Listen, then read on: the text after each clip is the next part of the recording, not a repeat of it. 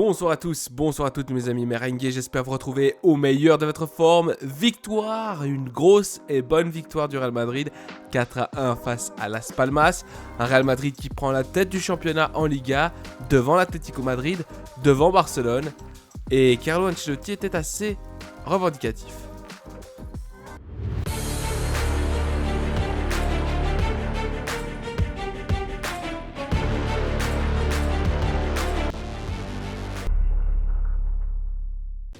L'équipe est passée en à peine quelques jours des sifflets, des doutes et des critiques envers l'équipe. Un jour de célébration, pratiquement de fête, avec une victoire écrasante et un Mbappé au meilleur de sa forme. Comme le football est rapide et changeant, n'est-ce pas ? Oui, le football est ainsi fait. Mais je suis encore un peu confus, dans le sens où aujourd'hui, ces derniers jours, j'ai entendu dire que nous jouions très mal au football. Et ce que je vois, c'est que le Real Madrid est leader. Je vais donc continuer à étudier pour voir qui a tort dans cette question. La vérité, c'est que c'était un match rond, complet, avec beaucoup de qualité, avec une bonne attitude. Le match a mal commencé, certes, mais cela n'a pas changé notre dynamique. Mbappé nous a beaucoup aidés parce qu'il est sur une très bonne lancée. Mais il est évident que le travail de toute l'équipe a été bon. Vous aviez dit que vous ne comprenez pas le monde du football et comment il réagit. Je ne sais pas si vous transposez ce discours dans le vestiaire, si vous devez faire un travail spécial avec les joueurs pour que le « maintenant on va très bien, maintenant on va très mal » ne les atteigne pas. Je crois que nous sommes capables d'avoir l'équilibre nécessaire pour bien gérer les bons moments et aussi les moments difficiles. Je vous note un peu ironique, n'est-ce pas ? Quand vous dites que nous jouons si mal, il semble que, je ne sais pas si vous avez le sentiment, cette sensation que ce que fait le Real Madrid n'est jamais assez valorisé, que le Real est toujours exigé au-dessus des autres. Je veux dire, vous êtes maintenant un leader, 2 jours avant le retour de la Ligue des Champions pour essayer de se qualifier pour les 8e, demain, tirage au sort de la Coupe du Roi pour les quarts. C'est vrai que vous avez perdu, mais je ne sais pas si vous pensez que les critiques sont toujours beaucoup plus dures avec le Real Madrid qu'avec n'importe quelle autre équipe, et avec vous en particulier. Oui, je pense que c'est le cas. Je voulais vous poser une question. Vous avez déjà parlé du match de Mbappé, de la façon dont il a fait la différence. Nous vous demandons depuis longtemps que Mbappé s'améliore de jour en jour, mais oui, en ce moment, nous sommes face au meilleur joueur du monde quand il joue comme ça. Je dirais plutôt le meilleur avançant du monde. Parce s'il y avait des doutes sur sa capacité à jouer en tant qu'avant-centre, on me disait qu'il serait préférable de le placer sur l'aile gauche. Je pense que c'est un grand attaquant qui est très bon dans la zone centrale, mieux que sur l'aile, parce que sa capacité à décrocher est une capacité unique et qu'en jouant à l'intérieur, il peut en tirer le meilleur parti. J'ai été surpris par votre première réponse, parce que vous comparez le jeu de votre équipe au point qu'elle a obtenu en Liga, mais je vous ai remarqué à plusieurs reprises cette année. Vous étiez critique, inquiet de la façon dont votre équipe jouait. Si vous pensez que votre équipe est maintenant celle qui joue le mieux en Liga, au-delà des points. Écoute, non. Je ne veux pas dire que nous sommes les meilleurs en matière de football. Nous jouons parfois bien, parfois moins bien. Mais quand ils disent que nous jouons mal, comme je t'ai dit, on m'a demandé il y a une semaine si l'équipe n'était pas travaillée. L'équipe est bien travaillée, elle est bien rodée.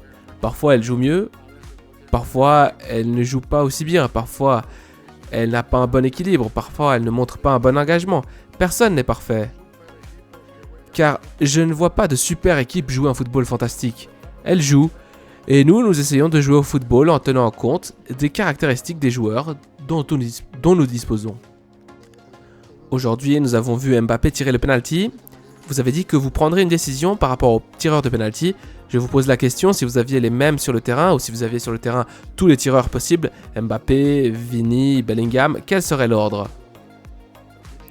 Vinicius, Mbappé, Bellingham. Vous avez parlé de confusion dans certaines analyses et de précipitation dans les critiques.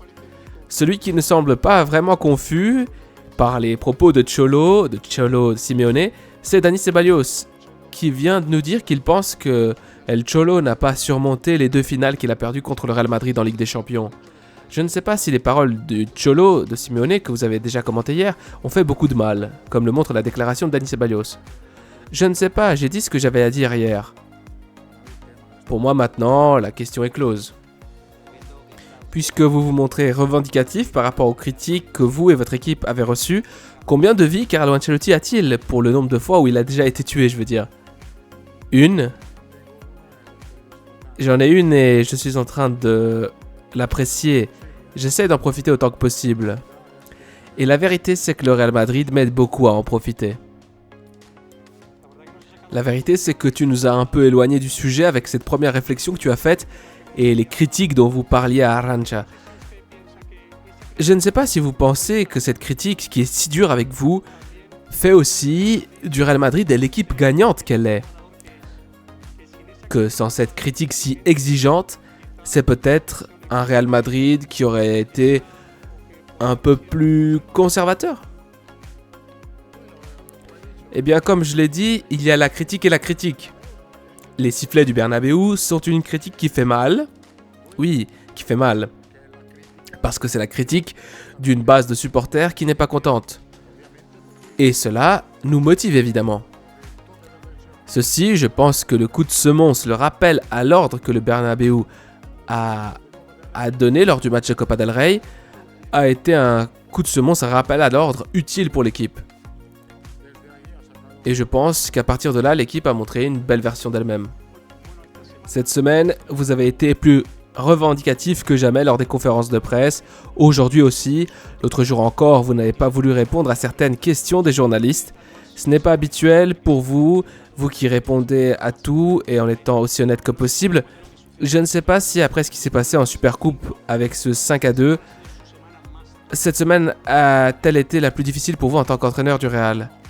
Non, pas la plus difficile, non, la semaine a été difficile, comme toutes les semaines. C'est juste que lorsque vous prenez un coup comme ça, et que vous devez être avec l'équipe, autour de cette équipe, et être en mesure d'encourager et d'animer cette équipe, c'est pas la semaine la plus difficile, ça a été une semaine difficile, oui. Évidemment, quand vous perdez le Classico, c'est un tout petit peu plus difficile, un peu plus compliqué. Mais dans les difficultés, tu sais, la seule façon d'aller en avant, de s'en sortir, c'est de faire de l'autocritique et d'être positif, évidemment. Mes amis, cette vidéo touche à sa fin. J'aimerais encore une fois vous remercier pour tout le soutien, pour les pouces bleus, pour les commentaires. Le Real Madrid est premier leader de la Liga avec 46 points en 20 journées, juste devant l'Atlético Madrid avec 44 points et Barcelone qui se retrouve en 3e position avec 39 points et à égalité avec l'Athletic Club Bilbao. Il faudra donc faire attention pour les Catalans de ne plus faire de faux pas car sinon ils seraient en dessous du top 4. Le Real Madrid qui se relance après cette super coupe désastreuse, cette finale face au Barça où on a été humilié. Le Real Madrid qui se recentre, qui récupère confiance pour le prochain match. C'est tout bientôt le 22 janvier face au RB Salzbourg en Ligue des Champions. Je vous laisse à la Madrid Inadamas. Prenez soin de vous, des vôtres et de votre famille. C'est le plus important. Allez.